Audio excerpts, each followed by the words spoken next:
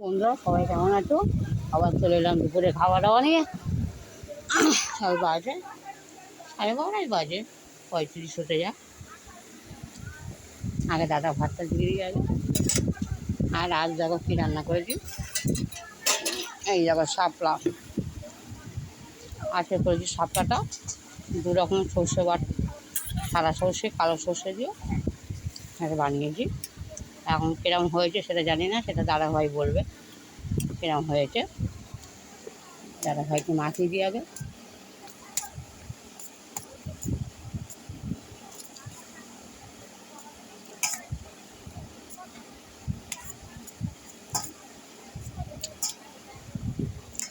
দাদাভাই খেয়ে দেখো কেমন হয়েছে।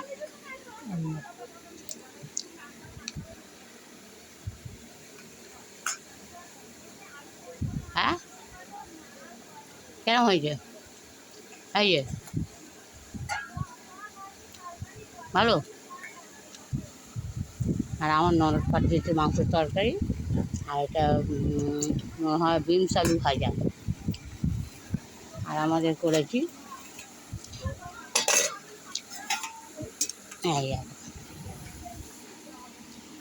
যদি আলুটা কম, কাতলা মাছ করেছি আলু দিয়ে বড়ি দিয়ে, সামান্য একটু গ্রেভি রেখেছি। এই দেখো সামান্য গ্রেভি, একটু হালকা ঝোল লেগেছে। আর এই মাছ দেখো, এই দেখো এই মাছের সাইজ 2 পিস আছে। সবাই যেন আমি মাছ খাবো না, দাদাভাই খাবে, আমি আলু ঝোল খাবো, আর উনি। ভালো হয়েছে সরপাটা আজকে। হ্যাঁ, আমার নিশ্চয়ই ভালো হয়েছে। দাদাভাই যখন বলছে ভালো হয়েছে, ওর মুখে টেস্ট আছে, মানে কিছু ভালো মন্দ বোঝে। যাও আগে মাছটা তুলে নিই, মাছটা তো ছাড়াতে হবে আমার। এই যে একটা মাছের পিসটা তুলে নিই।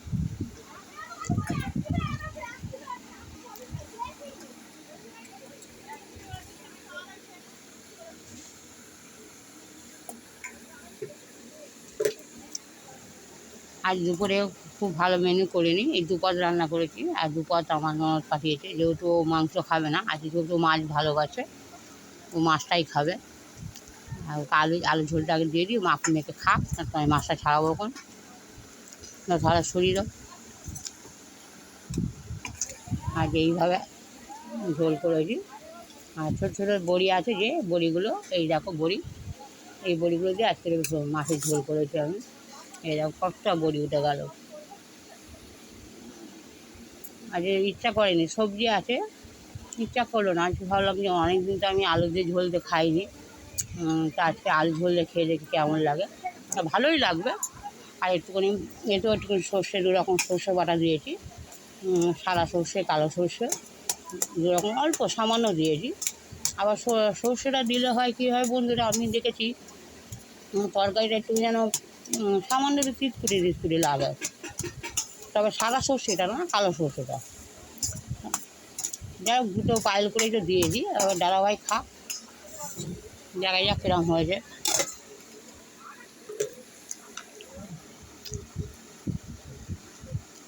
হ্যাঁ, ভালো হয়েছে। কারণ এসে ভালো হয়েছে। আমি মাছটা ছাড়াতে চেষ্টা করি, কেন এই মাছে তো কাঁটা হবেই। এই দেখুন আগেই কাঁটা বেরোচ্ছে একটা। আমি তো এক হাত দিয়ে তো মাছ ছাড়াতে গেলে খুব টাফ হয়ে যায়। তা দেখা যাক।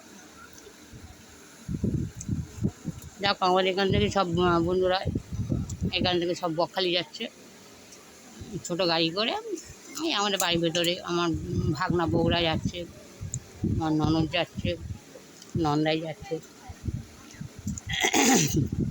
আমিও যদি বকখালি ঘুরে এসেছি, তবে আমরা গিয়েছিলাম মাহুতি করে, আমার ছোটির সাথে। সে অনেক বছর আগের কথা। তখন আর সে সময় অনেক কিছু হয়নি। আর এখন তো বকখালিতে অনেক কিছু, মানে দেখবার অনেক কিছু হয়েছে। সেই সময় তো মোটামুটি ঝাউ গাছ ছিল এইসব, আর কয়েকটা হোটেল ছিল, অনেক হোটেল ছিল। তো এখন অনেক নতুনত্ব অনেক কিছু হয়েছে দেখবার মতো। তা আমি জানতাম না যে যাচ্ছে তো হয়।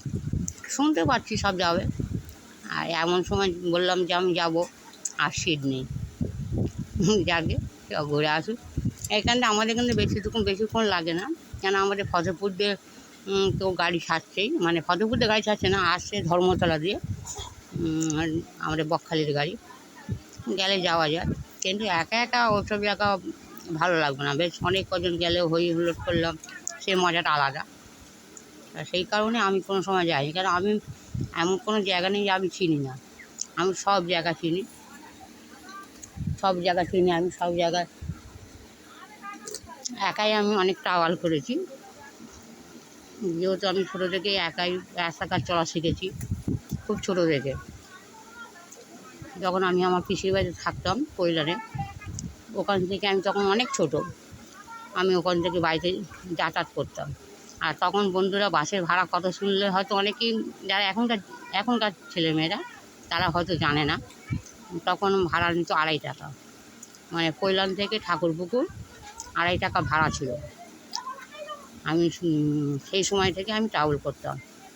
আর আমাদের ওখানেও একই সেম বোধহয়, আমাদের ঠাকুরপুকুর থেকে আমাদের কেওড়া পুকুর, ও বলে 2.5 টাকা কি 3 টাকা নিত, ঠিক কতটা মনে নেই আমার, অনেক বছর আগের কথা তো, অত মনে নেই আমার। আমি খুব ছোটো থেকে আমি রাস্তাঘাট একাই চলাফেরা শিখেছি। আর আমার ভয় বলে কোনো জিনিসটা নেই, এই কারণে নেই যেহেতু আমি অনেক ছোটো থেকে আমি রাস্তাঘাট চলতাম, ওই কারণে আমার কোনো জিনিসের ভয় লাগতো না যে এই বাসটা আমাকে কোথায় নিয়ে চলে যাবে কি ওরকম, আমার সে ভয়টা নেই। আর আজকে সত্যি বন্ধুরা, আজকে আর একটা কথা আমি শুনলাম, আমি একটু আগে ফোন করতে, খুব দুঃখের কথা তোমাদের সাথে শেয়ার করি।